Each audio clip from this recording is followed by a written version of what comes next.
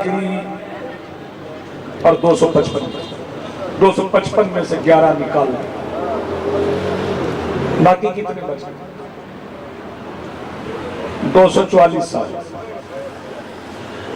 مجھے قرۂ عرض پہ وہ خاندان دکھاؤ جس کی 244 سال میں 12 نسلیں قتل ہو جائیں۔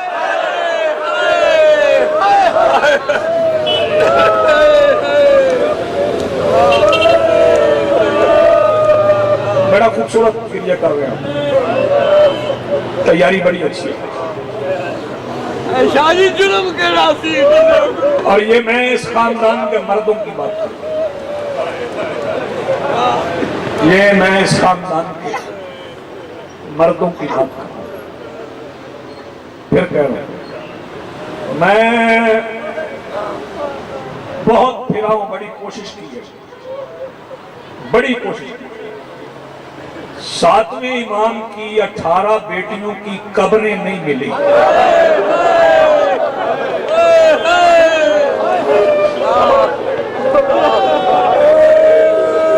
جزاک اللہ، مرحبا۔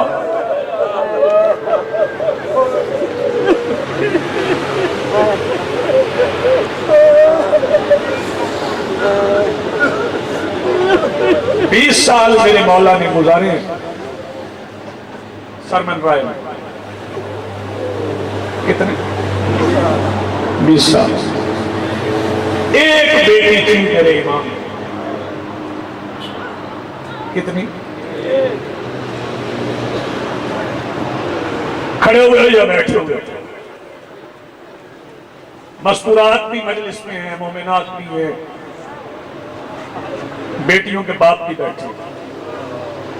ایک بیٹی تھی میرے امام کی اور وہ جنازے پہ نہیں تھی۔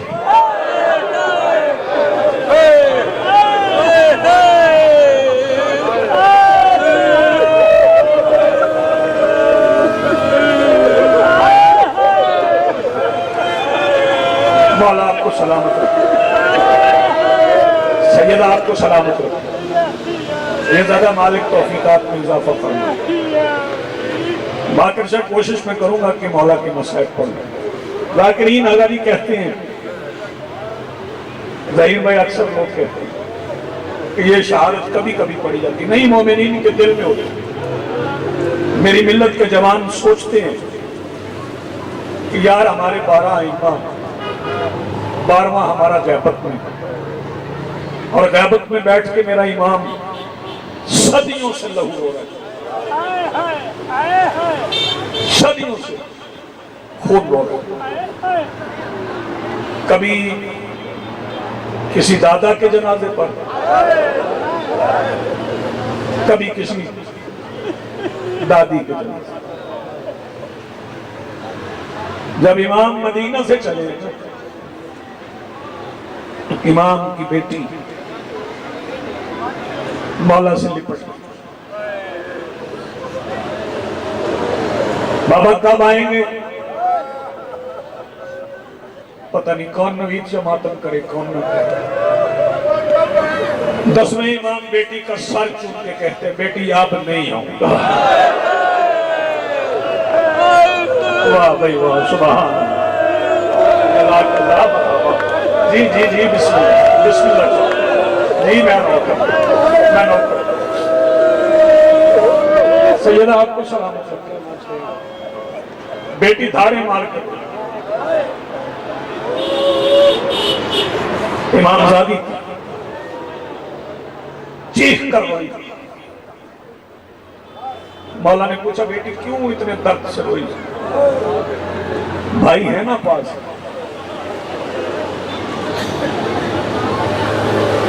بھائی ہے نا پاس؟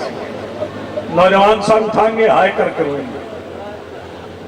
بی بی آواز لے کے کہتی، بابا میں آپ سے بچھڑنے پہ نہیں روئی،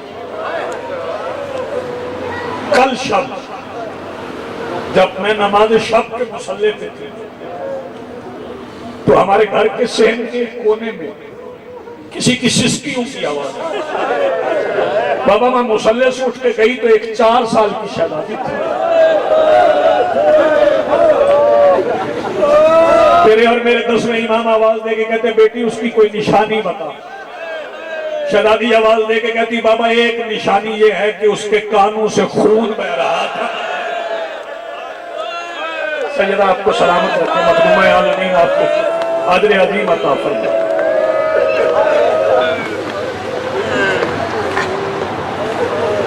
میرے مولا نے پھر بیٹی کا سر چوم کے فرمایا دیکھ میں بچھڑ رہا ہوں، لیکن جب وہ بچھ گئی تھی اس کے کان پھٹ گئے تھے. میں بچھڑ رہا ہوں، تجھے مارنے والا کوئی نہیں. امام گھر سے نکلے، جنت البقیع میں آئے، دادی کو سلام کیا، مولا حسن کو سلام، مولا باقر کو سلام، دادا جعفر کو سلام. دیر تک ماتمیوں جس قبر پہ روئے تھے، جانتے وہ قبر کس کی؟ وہ میرے مولا سجاد کی. دیر تک قبر پہ کھڑے ہو کے میرے امام رو کے کہتے ہیں دادا یہ تیری قربانیوں کا صدقہ ہے کہ آج میں جا رہا ہوں، میرے ساتھ بے پردہ بہنیں نہیں ہیں. سیدہ سلام کرتے مخدومہ عالمین آپ کو اجر عظیم عطا فرمائے. ہاتھ سینے پہ رہے، تیاری کرنا ماتم کی. میں بسم اللہ کروں، ہر آدمی کی آنکھ چھلک گئی. میں مولا کی شہادت پہلے پڑھوں گا، پھر مولا کی ایک مصیبت پڑھوں گا. اس مصیبت سے میں دیکھوں گا کون کون ماتم کرتا ہے. بندے سمجھتے مولا کے مصائب کم ہے، نہیں، مصائب ختم ہو گئی نہیں. میں پاک ممبر پہ کھڑا ہوں، بات صرف آئمہ کی نہیں، آئمہ کے بیٹوں کی خوشبو بنو عباس کے محلات کی دیواروں سے آتی رہی ہے، کیونکہ دیواروں میں چنے جاتے رہے ہیں، زندہ چنے جاتے رہے ہیں، گرد دیواریں بنتی رہی ہیں. سنو گے اللہ دارو، سادات و غیر سادات جانتے جو امام کو زہر دی گئی وہ کس سے بنی تھی؟ بس دو فکریں مجھے اور کہنے ہیں اور تابوت آئے گا. پہلے مولا کی شہادت سن لیں، پھر مولا کی ایک مصیبت پڑھوں گا. مولا کو جو زہر دی گئی وہ زمرد کے پتھر سے بنائی گئی تھی. کس سے بنائی گئی تھی؟ سن لو، کس سے بنائی گئی تھی؟ زمرد کے پتھر سے زہر بنائی گئی. کیا سمجھتے ہو محل میں بنا کے زہر دے دی؟ نہیں، پہلے کنواں کھدوایا گیا. آدمی جوانوں پڑھا کرو کتابیں، جا کے پڑھنا منتہی الاعمال، پڑھنا دمت الثاقبہ. پہلے کنواں کھدوایا گیا، پانی کے لیے نہیں. کئی سال میرے امام اس کنویں میں قید رہے.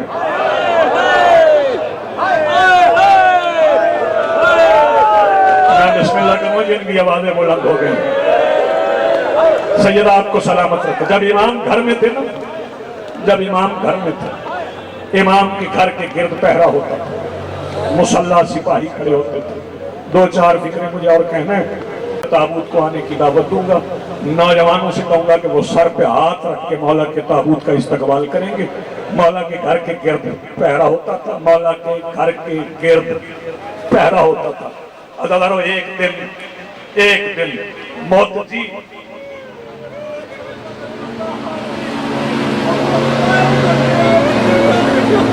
یہ سارے ہاتھی تو فیصل جس نے ہدایت دینے کی کوشش کی امت نے اسے مارا. فیصل نے ایک فکرہ کہہ دیا، میرا دل چاہ رہا ہے کہ میں ہدایت پہ ایک فکرہ کہوں. جانتے ہو شمر خود روایت کرتا ہے جب میں حسین بادشاہ کی گردن پہ ضربے مار رہا تھا، رگ کٹتی تھی تو رگوں سے آواز آتی تھی.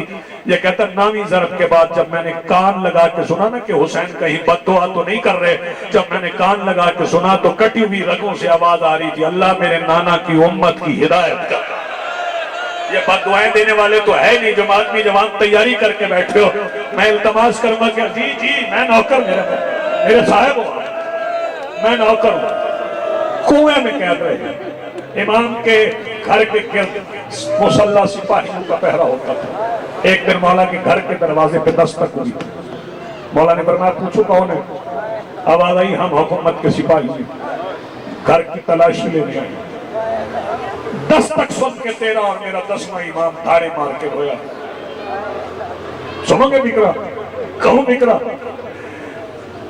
सहाबियों ने पूछा, मौला मोहम्मद इब्न सनान कूफी पूछते, मौला दस्तक सुन के क्यों रोए? मौला आवाज दे के कहते, ये मेरी दादी के जख्मी पहलू का सदका है। आज हमारे घर में आने वाले दस्तक दे के इजाजत लेके अंदर आ रहे हैं। मुझे वो वक्त याद आ रहा है जब मेरी दादी की पसलियां टूटी हुई थी, कोई दाएं दौड़ता था। सैयदा आपको सलामत रखे। इमाम अपने मुसल्ले पे तशरीफ फरमाते, बस बिल्कुल करीब आ गया। इमाम अपने मुसल्ले पे तशरीफ फरमाते, आके सिपाही कहते हैं जासूसी हुई है, आपके घर में तलवारें जमा हो रही हैं हुक्मरानों पे हमला करने के लिए। मौला ने मुसल्ला उठाया, नीचे से एक तलवार उठाई। मौला ने फरमाया, ये दादा का हुक्म समझ के रखी है, हमने अपने शियों को कभी बगावत करने के लिए जमा नहीं किया, न हम जमीन पर फसाद करने वाले हैं, न हम फसाद करने वालों में से हैं। तब तक जवाब नहीं देते जब तक कोई हमला न करे। दारो सुनोगे? फिर इसके बाद क्या हुआ? मैंने आज हुसैन जागना, एक एक मातमी से तवज्जो चाहूंगा। मेरे मौला को मोहद्दिस ने दरबार में बुलाया, ज़मुर्रद के पत्थरों से बनी हुई वो जहर मेरे इमाम को दी गई, जिससे मेरे मौला का जिगर कट गया। तो मैंने जवानों से कहा ना कि जब ताबूत आ जाए तो एक दूसरे को धक्के न मारना। अदादारो, जब मेरे मौला अस्करी बादशाह जनाजा पढ़वाने के लिए अपने बाबा का जनाजा पढ़वाने के लिए आए थे ना, उस वक्त मेरे मौला का जनाजा पड़ा हुआ था और गिर्द रोने वाले नहीं खड़े थे। इसलिए कह रहा हूँ तारे मार के रोना, गिर्द रोने वाले नहीं खड़े थे, गिर्द हंसने वाले खड़े थे और हंस हंस के कहते थे, ये राफजियों का इमाम है, ये राफजियों का इमाम है। अल्लाह सुनोगे, एक इतना जोर का धक्का पड़ा जब मेरे मौला अस्करी खड़े हुए थे ना जनाजा पढ़ाने के लिए, एक धक्का पड़ा, मेरे मौला अस्करी जमीन पे गिर गए, फिर उठ के खड़े हो गए जनाजा पढ़वाने के लिए। लेकिन अल्लाह सुन लो, ये जनाजा ऐसे नहीं हुआ। मेरे इमाम ने कई मसाइब बर्दाश्त किए हैं। एक फिक्रा मैंने और कहना है, फिर मैं देखता हूँ किसकी आंख को मेरे मालिक आंसू अदा करते हैं।